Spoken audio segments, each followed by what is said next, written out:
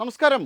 സ്വന്തം ഡിപ്പാർട്ട്മെൻറ്റായ KSRTCയെ കുറിച്ച് 40 വട്ടം വീമ്പ് പറയുകയും താൻ അധികാരത്തിലിരിക്കുന്നിടത്തോളം കാലം KSRTCയെ തള്ളിമറിച്ചു കളയും എന്നൊക്കെ പറഞ്ഞു നടക്കുന്ന മന്ത്രി തൻ്റെ മൂക്കിന് താഴെ നടക്കുന്ന ഒരു വിഷയം അറിഞ്ഞോ എന്നറിയില്ല. അറിഞ്ഞു കാണും, തീർച്ചയായിട്ടും അറിഞ്ഞു കാണും. KSRTCയുടെ MDയുടെ അടുത്ത സുഹൃത്തിൻ്റെ അനുജനായ KSRTC ഡ്രൈവർ ഇന്ന് 2 ജീവനുകളാണ് എടുത്തത്. KSRTC MDയുടെ അടുത്ത സുഹൃത്തുക്കളായതിൻ്റെ പേരിൽ മാത്രം ഇവർ ഇന്ന് രക്ഷപ്പെട്ടു. മാധ്യമങ്ങൾ ഈ വാർത്ത മുക്കി. കാരണം വലിയ സ്വാധീനമാണല്ലോ ഗണേഷ് കുമാറിൻ്റെ ഡിപ്പാർട്ട്മെൻറ്റിനുള്ളത്. വിഷയം ഇതാണ്: ബാംഗ്ലൂരിൽ നിന്ന് തിരുവനന്തപുരത്തിലേക്ക് വരുന്ന KSRTC ബസ് തിരുനെൽവേലിക്കടുത്ത തുറയൂരിലെ മധുര 4 ലൈൻ ഹൈവേയിൽ വച്ചിട്ട് 2 യുവാക്കളുടെ ജീവനെടുത്തിരിക്കുകയാണ്. ഹരിഹരസുധൻ 26 വയസ്സ്, നാഗരാജൻ 25 വയസ്സ്. രണ്ടുപേരും അഖിലേണ്ടേശ്വരത്തിനടുത്ത കായതാർ സ്വദേശികളാണ്. ഇരുവരും ഗംഗൈക്കൊണ്ടലിലെ സിപ്കോട്ട് ഇൻഡസ്ട്രിയൽ ഗ്രോത്ത് സെൻറ്ററിൽ ജോലി ചെയ്തു വരികയായിരുന്നു. ഇവരുടെ ജീവനാണ് അവർ ഇന്നെടുത്തത്. കണ്ടക്ടറും ഡ്രൈവറും ഒളിവിലാണ്. നാട്ടുകാർ ബസ് അടിച്ച് പൊട്ടിച്ചിട്ടുണ്ട്. മാധ്യമങ്ങൾ ആരും ഈ വാർത്ത കൊടുക്കാൻ ധൈര്യപ്പെട്ടിട്ടില്ല. ഇതുമായി ബന്ധപ്പെട്ടുള്ള ഒരു വ്യക്തിയാണ് തത്വമയി ന്യൂസിന് ഈ വാർത്ത അയച്ചു തന്നത്. തീർച്ചയായിട്ടും ഇവർ ശിക്ഷിക്കപ്പെടേണ്ടവരാണ്. പക്ഷേ സ്വാധീനം ഉപയോഗിച്ച് ആ യുവാക്കളെ കൊന്നിട്ടും ആ യുവാക്കളെ ഇടിച്ച് അവരുടെ ജീവൻ എടുത്തിട്ടും ഇവർ രക്ഷപ്പെടുന്നുണ്ടെങ്കിൽ, തീർച്ചയായിട്ടും അവർ ഒളിവിലാണ് എന്നുണ്ടെങ്കിൽ തീർച്ചയായും നിയമത്തിന് മുന്നിൽ അവർ വരേണ്ടതാണ്, അവരെ കൊണ്ടുവരേണ്ടതാണ്.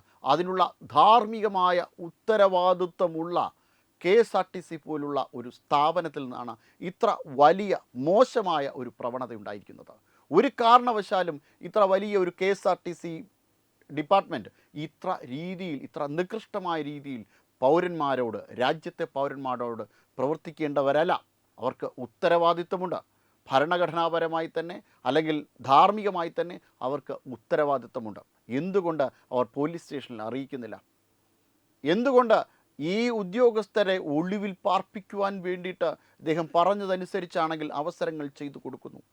അങ്ങനെ എന്തെങ്കിലും തരത്തിലുള്ള കാര്യങ്ങൾ ചെയ്തു കൊടുത്തിട്ടുണ്ടെങ്കിൽ തീർച്ചയായിട്ടും KSRTC MD ഇതിൽ നിന്ന് പിന്മാറേണ്ടതാണ്. അവരെ നിയമത്തിന് വിട്ടുകൊടുക്കേണ്ടതാണ്. നിയമപരമായി അവർ തെറ്റ് ചെയ്തിട്ടുണ്ടെങ്കിൽ അവർക്ക് ശിക്ഷ കിട്ടേണ്ടതാണ്. ഇനി നിയമപരമായി അവർ തെറ്റ് ചെയ്തിട്ടില്ല എങ്കിൽ തീർച്ചയായിട്ടും അവർ പുറത്തു വരട്ടെ. പക്ഷേ നാട്ടുകാരെ മൊത്തം സംശയത്തിൻ്റെ മുൾമുനയിൽ നിർത്തിക്കൊണ്ട് KSRTC പോലൊരു സ്ഥാപനം ഇങ്ങനെ നാട്ടുകാരുടെ മുന്നിൽ നഗ്നമായി നിൽക്കുവാൻ പാടില്ല. ഇതൊരിക്കലും ശരിയായ ഒരു പ്രവണതയല്ല. നാഴിക്ക് 40 വട്ടം മറ്റുള്ള ആൾക്കാരെ വെറുതെ അങ്ങ് ഉപദേശിച്ച് തള്ളി നടക്കുന്ന ഗണേഷ് കുമാർ, KB ഗണേഷ് കുമാർ ഇത് മനസ്സിലാക്കണം. ഇതിനെതിരെ സത്വരമായ നടപടികൾ സ്വീകരിക്കണം. അതിന് കഴിയുന്നില്ല എങ്കിൽ തീർച്ചയായിട്ടും ആ സ്ഥാനത്തിരിക്കാൻ അങ്ങ് യോഗ്യനല്ല എന്ന് പറയേണ്ടി വരും. Web desk Tatwamayi news. AIDS control society. HIV/AIDS സംബന്ധമായ സംശയങ്ങൾക്ക് 1097 എന്ന 24 മണിക്കൂറും പ്രവർത്തിക്കുന്ന ടോൾ ഫ്രീ നമ്പറിലേക്ക് വിളിക്കുക.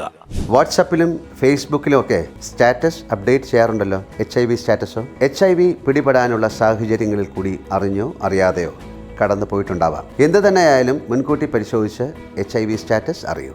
സൗജന്യ HIV പരിശോധനയും കൗൺസിലിങ്ങും ആരോഗ്യ കേന്ദ്രങ്ങളിൽ പ്രവർത്തിക്കുന്ന ICTC അഥവാ ജ്യോതിസ് കേന്ദ്രങ്ങളെ സമീപിക്കുക. നിങ്ങളുടെ സ്റ്റാറ്റസ് എന്തായാലും വിവരങ്ങൾ രഹസ്യമായി സൂക്ഷിക്കുന്നതായിരിക്കും.